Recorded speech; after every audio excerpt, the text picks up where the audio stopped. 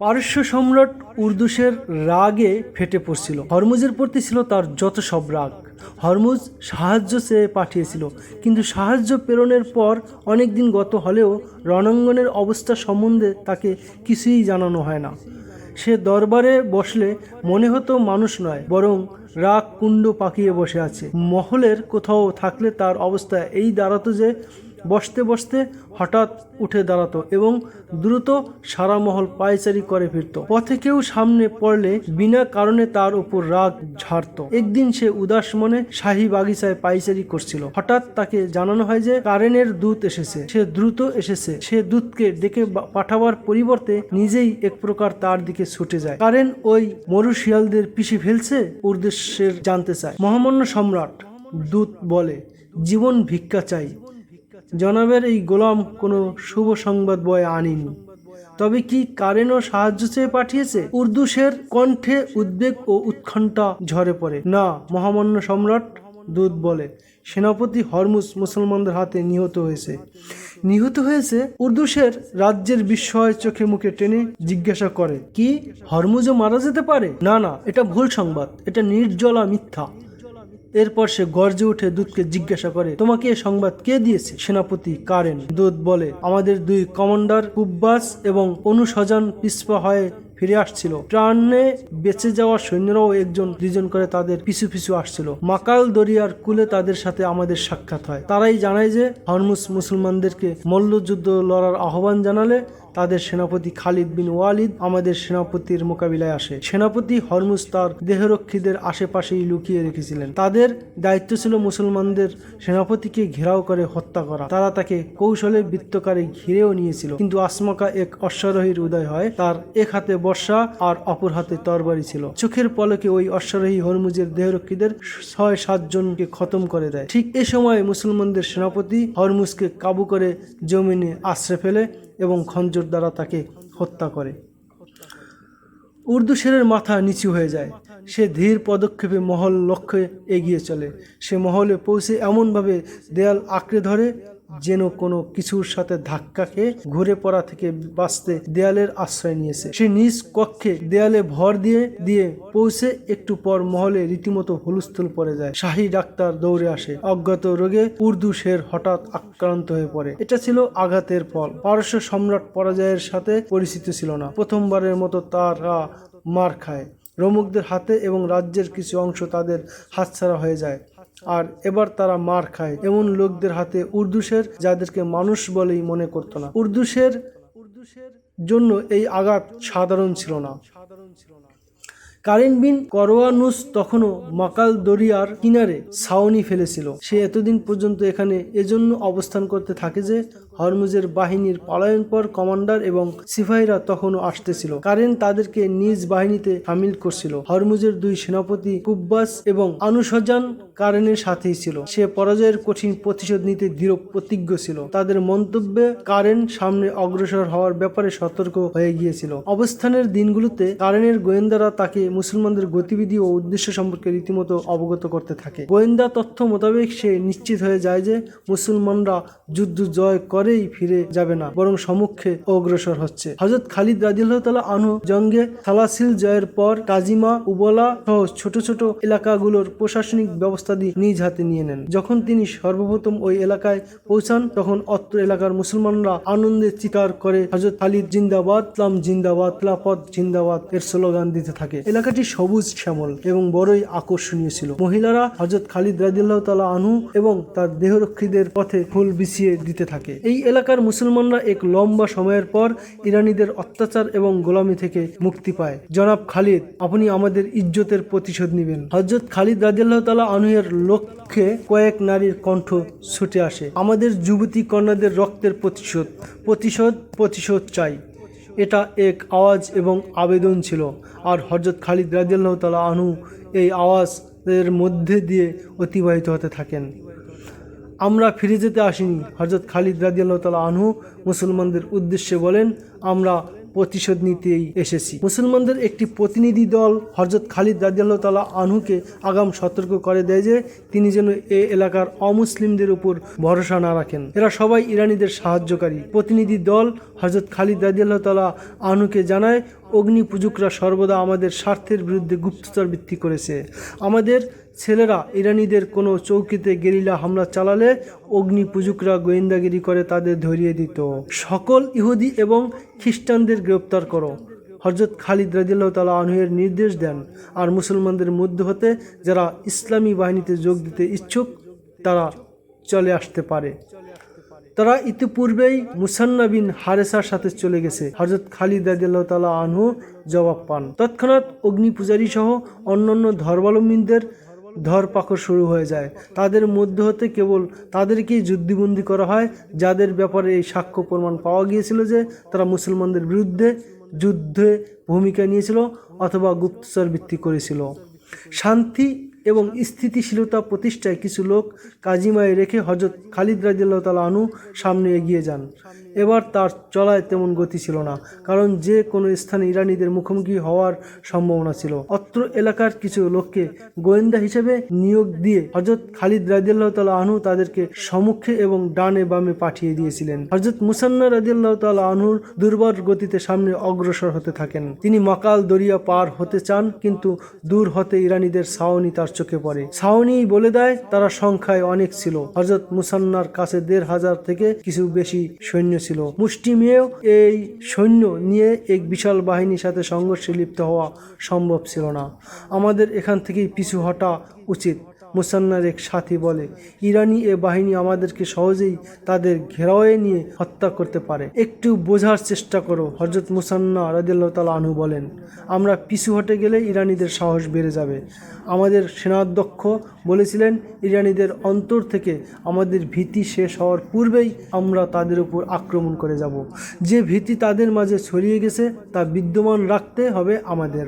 আমরা অগ্নিপূজক ফৌজকে এটা বুঝতে চেষ্টা করব যে এটা আমাদের অগ্রবর্তী বাহিনী মাত্র। অবশ্য আমরা লড়ার জন্য প্রস্তুত থাকব। যদি তাদের সাথে যুদ্ধ বেঁধেই যায় তবে ওই প্রক্রিয়ায় লড়ব যা এক যুগ ধরে লড়ে আসছিলাম, আর তা হলো সামনাসামনি আক্রমণ না করে হঠাৎ আক্রমণ করে আবার উদয় হয়ে যাওয়া।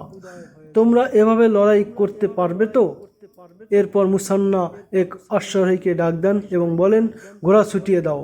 সেনাপতি হযরত খালিদ রাদিয়াল্লাহু তাআলা আনহু কাজিমা বা উবলার কোন এক স্থানে আছেন।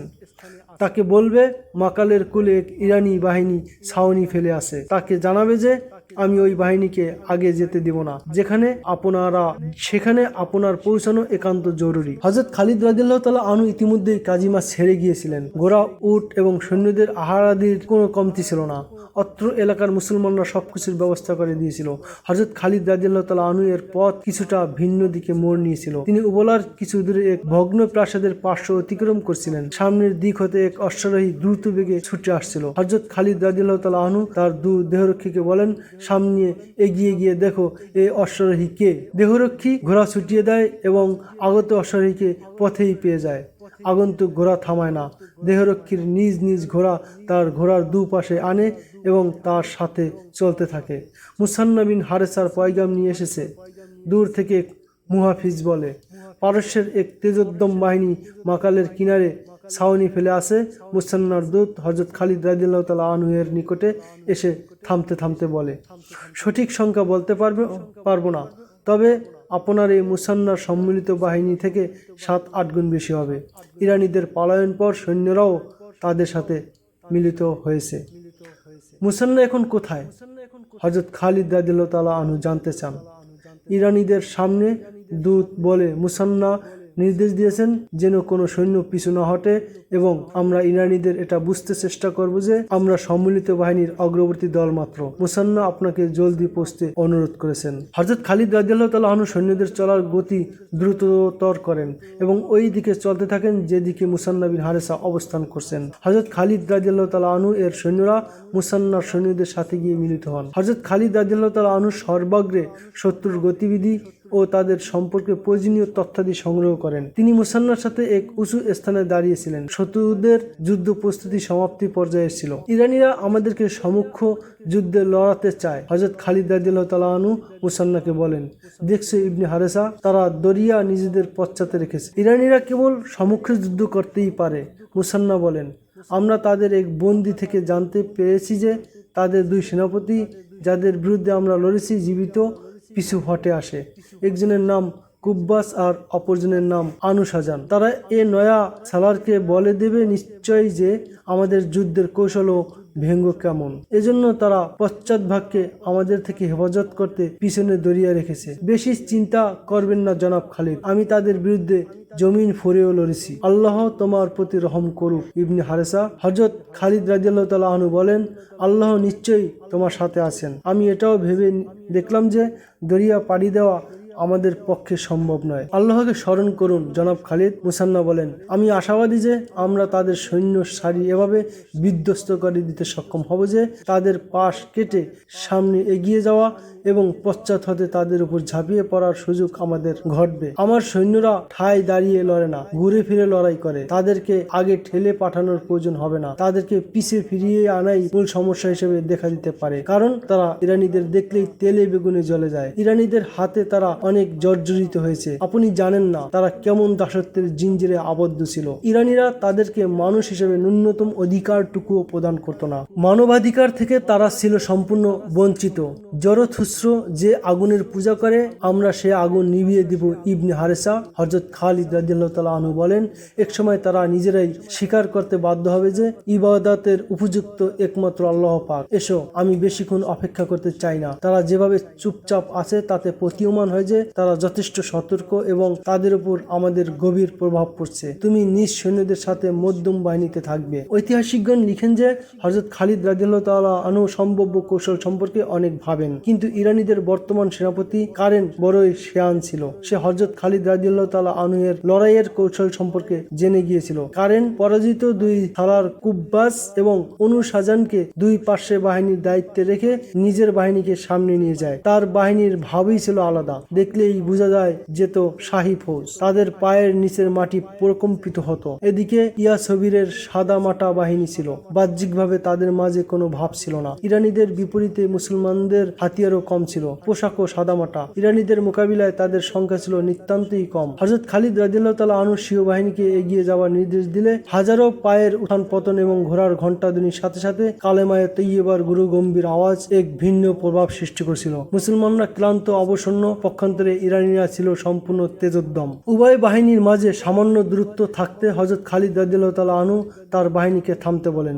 মুসান্না বিন হারেসা তার বাহিনী সহ হযরত খালিদ রাদিয়াল্লাহু তাআলা আনহু এর পিছনে ছিলেন। ডান এবং বাম বাহিনীতে হযরত খালিদ রাদিয়াল্লাহু তাআলা আনহু এর নিয়োগ করা দুই সালার হযরত আসিম ইবনে আমর এবং হযরত আদি ইবনে হাতেম ছিলেন। তৎকালীন সময়ের যুদ্ধরীতি অনুযায়ী ইরান বাহিনীদের সর্বাধিনায়ক কারেন সামনে এগিয়ে আসে এবং মল্লযুদ্ধ লড়তে মুসলমানদের আহ্বান করে। মদিনার কোন উষ্ট্রারোহী আমার মোকাবিলা করার হিম্মত রাখে? সে উভয় বাহিনীর মধ্যখানে এসে হুঙ্কার ছেড়ে বলে, আমার সামনে আসার আগে একটু চিন্তা করে নিও যে আমি ইরান সম্রাটের সেনাপতি। তোর মোকাবিলায় আমি আসছি। হযরত খালিদ রাদিয়াল্লাহু তাআলা আনহু ঘোড়া সামনে এনে হুঙ্কার দিয়ে বলেন, কারেন আয় এবং তোদের সেনাপতি হরমুজের কতলের প্রতিশোধ নে। আমি তার হত্যাকারী। হযরত খালিদ রাদিয়াল্লাহু তাআলা আনহু তখনও কারেন থেকে কিছুটা দূরে ছিলেন। ইতিমধ্যে হযরত খালিদ রাদিয়াল্লাহু তাআলা আনহু এর পশ্চাৎ হতে একটি ঘোড়া তীব্র গতিতে বেরিয়ে আসে এবং তার পাশ দিয়ে চলে যায়। পিছনে থাকুন জনাব খালিদ। বাতাসে ভেসে আসে অশ্বারোহীর আওয়াজ, অগ্নি পূজক এই সালার আমার শিকার। হযরত খালিদ রাদিয়াল্লাহু তাআলা আনহু উড়ন্ত ঘোড়ার দিকে চেয়ে থাকেন। অশ্বারোহী ছিল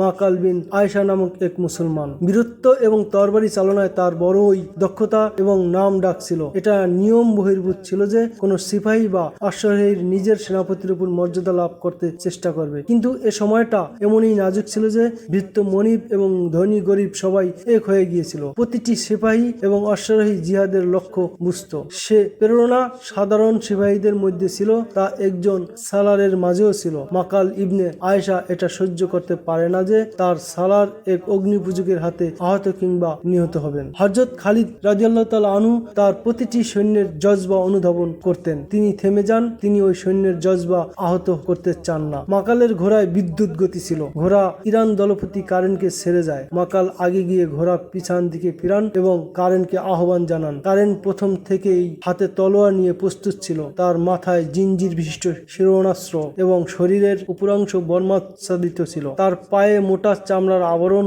জড়ানো ছিল। তার চেহারায় প্রতিশোধের নিদর্শনের পরিবর্তে অহংকার ঠিকরে পড়ছিল, যেন তার এই নিশ্চিত বিশ্বাস ছিল যে শরীরস্থ লোহা এবং চামড়ার এই পোশাক তাকে মুসলমানদের তলোয়ার থেকে অবশ্যই রক্ষা করবে। কারেন ঘোড়ার বাগে হালকা ঝাঁকি দেয়। উভয় ঘোড়া পরস্পরকে ঘিরে এক দুবার চক্কর দিয়ে মুখোমুখি এসে দাঁড়ায়। আয় আগুন পূজারী, মাকাল অতি উচ্চ আওয়াজে বলে, আমি এক সাধারণ সিপাহী মাত্র, সালার নই। কারেনের চেহারায় অহমিকার চিহ্ন আরো গভীরভাবে ফুটে ওঠে। এক ঘোড়া আরেক ঘোড়ার দিকে এগিয়ে যায়। দুজনের এই তলোয়ার উঁচু হয়। প্রথম আঘাতে উভয়ের এই তলোয়ারে হয় এবং দুজনেই পিছনে সরে যায়। দ্বিতীয়বারের মতো তারা আবার মুখোমুখি হয়। বাতাসে তলোয়ারের আরেকবার সংঘর্ষ হয়। এরপরে ঘোড়া থেকে থেকে পিছনে এবং ঘুরে ঘুরে একে অপরের দিকে আসে। উভয়ের প্রতি আক্রমণ করতে থাকে। শেষবার কারেন তলোয়ার উঁচু করলে মাকাল তার আক্রমণ ঠেকানোর পরিবর্তে তার বগল বর্ম থেকে খালি দেখে তলোয়ার বর্ষার মতো করে তার বগলে এত জোরে মারে যে তলোয়ার কারেনের শরীরের অনেক ভেতরে চলে যায়। কারেনের এই হাতেই তলোয়ার থাকায় তলোয়ার তার হাত থেকে দূরে ছিটে পড়ে। কারেন ঘোড়ার এক দিকে কাত হয়ে যায়। ঝুঁকে যাওয়ার দরুন কারেনের গর্দান মাকাল দেখে ফেলে। শিরোনাস্ত্র ঝুলন্ত জিঞ্জির তখন গলা থেকে সরে গিয়েছিল। মাকাল মোক্ষম সুযোগ হাতছাড়া করে না। দেহের সমস্ত শক্তি হাতে জমা করে তার গর্দান লক্ষ্য করে এমন ভীম আঘাত করে যে গর্ব আর অহমিকার পূর্ণ গর্দান কেটে আলাদা হয়ে যায়। মুসলিম শিবির থেকে ধন্যবাদ, প্রশংসা এবং আল্লাহ আকবার নারার গগন বিদারী বজ্রধ্বনি উঠতে থাকে। কারেনের ধর শূন্য কর্তৃক মস্তক জমিনে পড়েছিল। তার জিঞ্জির বিশিষ্ট শিরোনাস্ত্রের নিচে রাষ্ট্রীয় মর্যাদা সূচক 1,00,000 দিরহামের মূল্যের টুপি ছিল। এমন দামি টুপি হরমুজের মাথায়ও ছিল। কারেনের মুন্ডশূন্য দেহ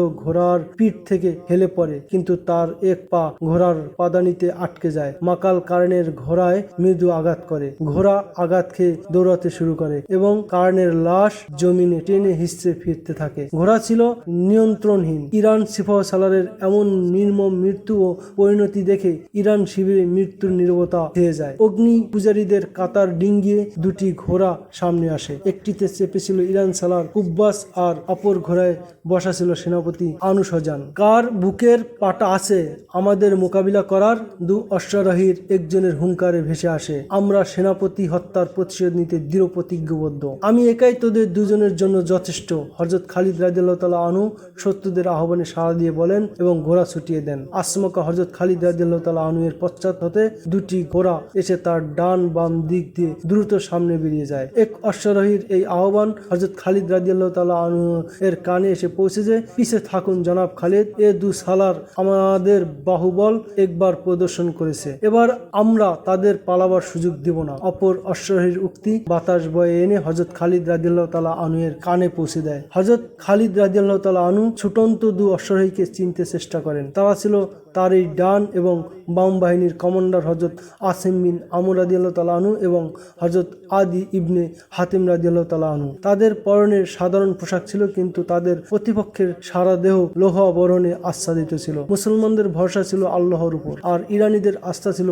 লৌহ আবরণের উপর। তাদের জানা ছিল না যে তরবারির আঘাত লৌহ ইস্পাত নয়, একমাত্র আকীদা, বিশ্বাস এবং চেতনা প্রতিহত করতে পারে। উভয় পক্ষের অভিজ্ঞ সেনাপতিরা এখন মল্লযুদ্ধের ময়দানে। সবাই তরবারি চালনায় সমান দক্ষ এবং প্রসিদ্ধ। তলোয়ারে তীব্র সংঘর্ষ চলে। প্রতিটি সংঘর্ষের পরে তীব্র আলোর ঝলকানি ও স্ফুলিঙ্গ ওঠে। মুসলমানদের তলোয়ার ইরানীদের লোহার প্রাচীর ভেদ করতে অপরাগ ছিল, ফলে তারা সতর্ক হয়ে আক্রমণ করতে যেন তরবারি তাদের কোনো ক্ষতি করতে না পারে। হযরত আসিম এবং হযরত আদি রাদিয়াল্লাহু তাআলা আনহু এই আশায় থাকেন যে শত্রুর কোনো দুর্বল এবং অরক্ষিত স্থান প্রকাশ পেলে হযরত মাকালের মতো তারা সেখানে আক্রমণ করবেন। পরিশেষে তারা পালাক্রমে শত্রুর নিকটে এগিয়ে গিয়ে তাদেরকে উপর দিক হতে আক্রমণের সুযোগ করে দেন। অগ্নিপূজক উভয় সালার ওই ভুলেই করে যা ইতিপূর্বে কারেন করেছিল। তারা আক্রমণ করতে তরবারি উঁচু করলে মুসলিম সালারদের তরবারি সোজা তাদের বগলে ঢুকে যায় এবং তাদের উঁচু করা তরবারির উপর থেকে মাটিতে ছিটকে পড়ে। প্রতিপক্ষের উপর তা পতিত হয় না। হযরত খালিদ রাদিয়াল্লাহু তাআলা আনহু যখন দেখেন যে ইরানীদের সর্বাধিনায়ক নিহত এবং দুই পার্শ্ব বাহিনীর ওই সালারদ্বয় নিহত, যাদের দায়িত্ব ছিল পুরো ফৌজকে সুশৃঙ্খল লড়ানো, তখন তিনি তার বাহিনীকে একযোগে ইরানীদের উপর ঝাঁপিয়ে পড়ার নির্দেশ দেন। পূর্ব পরাজয়ের গভীর ক্ষত এবং তার মারাত্মক প্রভাব তখন ইরানিদের অন্তরে গেঁথেছিল। সেই সাথে এবার চোখের সামনে তাদের সর্বোচ্চ 3 নেতাকে এভাবে চরম ও নির্মমভাবে নিহত হতে দেখে তাদের পূর্ব ভীতি কয়েক গুণে বৃদ্ধি পায়। দেখতে দেখতে সমস্ত সৈন্যদের মাঝে উদ্বেগ ও ভীতি ছড়িয়ে পড়ে। ভাঙ্গা হৃদয় হলেও মুসলমানদের এগিয়ে আসতে দেখে তারাও দাঁড়িয়ে যায়। তাদের এক বাড়তি শক্তি এই ছিল যে পশ্চাতে দরিয়া থাকায় তারা পিছন দিক থেকে সম্পূর্ণ নিরাপদ ছিল। আরেকটি লাভ এই ছিল যে দরিয়ায় অসংখ্য নৌযান নোঙ্গর করা ছিল, এগুলো চরেই তারা এপার এসেছিল।